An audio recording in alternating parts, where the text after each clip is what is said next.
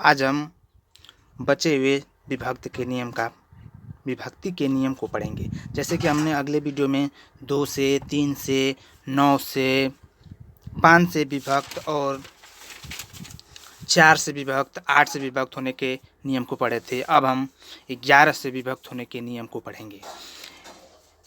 कोई दी गई संख्या यदि 11 से तभी विभक्त होगी जबकि इकाई से बाईं ओर चलने पर सम स्थानों के अंकों का योग, इकाई से पीछे से बाईं ओर चलने पर सम स्थानों पर अंकों का योग तथा विषम स्थानों पर अंकों का योग का अंतर 0 हो अथवा 11 हो या उससे पूर्णतः विभक्त हो तो वह संख्या 11 से विभाजित हो जाएगी। जैसे हम कोई संख्या ले रहे हैं, मान लीजिए यह संख्या दी है, इसमें सम स्थानों के अंकों का योग माइनस विषम स्थानों के अंकों का योग। जैसे इस संख्या में सम में 9 है, 4 है, 1 है, 8 है। इस संख्याओं को जोड़ देंगे और विषम में देखेंगे तो 1 है, 5 है, 6 है और 8 है। 1 है, 5 है, 6 है और 8 है। इस संख्याओं को जोड़ेंगे तो 9 4 13, 1 14, 8 22 होगा। और इस संख्या को जोड़ेंगे तो 6 6 12, 12 8 20 होगा। यहाँ पर 20 होगा। तो इस संख्याओं का अंतर 12 हो रहा है जो 11 से विभक्त नहीं हो रहा है। अतः यह संख्या 11 से विभक्त नहीं हो गया। इसी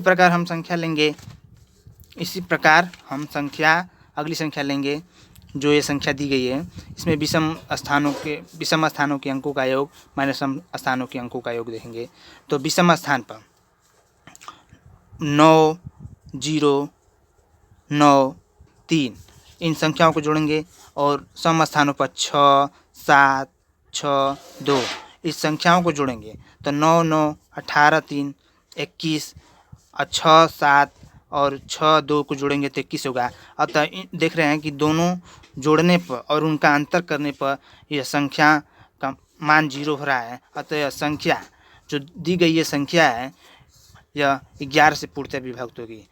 इसी प्रकार हम अगली संख्या देखेंगे। जैसे ये संख्या दी है, इस संख्या में इस विषम स्थानों को जोड़ेंगे और जैसे विषम स्थान दिया है इसको जोड़ेंगे और सम स्थानों को जोड़कर उसमें से घटाएंगे। देखेंगे कि यह संख्या का अंतर 0 आ रहा है या 11 या उसका गुणा जा रहा है तो वह संख्या पूर्णतः विभक्त होगी अथवा विभक्त नहीं होगी। अब हम देखेंगे 7 से विभक्त होने का नियम।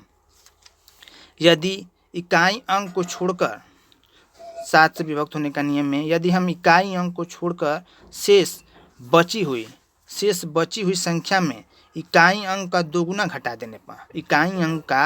घटा देने के बाद बची हुई संख्या 7 से विभक्त हो तो दी गई संख्या 7 से विभक्त होगी। जैसे हमने मान लिया कोई संख्या दिया है 882 दिया है कोई संख्या। इस संख्या को लेंगे दहाई और सैकड़ा को 88 लिए और ये जो इकाई अंक है इसका दोगुना कर दें तो 2 गुणे 2 88 माइनस 2 दूना के 4, 88 में से 4 घटाएंगे तो 84 आ रहा है जो 7 से पूर्णतः विभक्त होगी। अतः यह संख्या 7 से पूर्णतः विभक्त हो जाएगी। इसी प्रकार हम संख्या देखेंगे। जैसे मान लीजिए कोई संख्या दिया है संख्या 7 3 5, मान लीजिए संख्या दिया है। अब इस संख्या को लिखेंगे 7 3 73 लिखेंगे और इस संख्या का दोगुना कर देंगे 5 गुणे 5 दोगुना कर देंगे 5 गुणे 2 10 यानी 73 माइनस 10 यानी 63 हो रहा है। 7 9 63। अतः यह संख्या भी 7 से पूर्णतः विभक्त हो जाएगी। इस प्रकार हम इस संख्याओं को देख लिए। आज जो हमारा संख्या पद जो विभक्त होने का नियम था अब हमारा खत्म हो गया।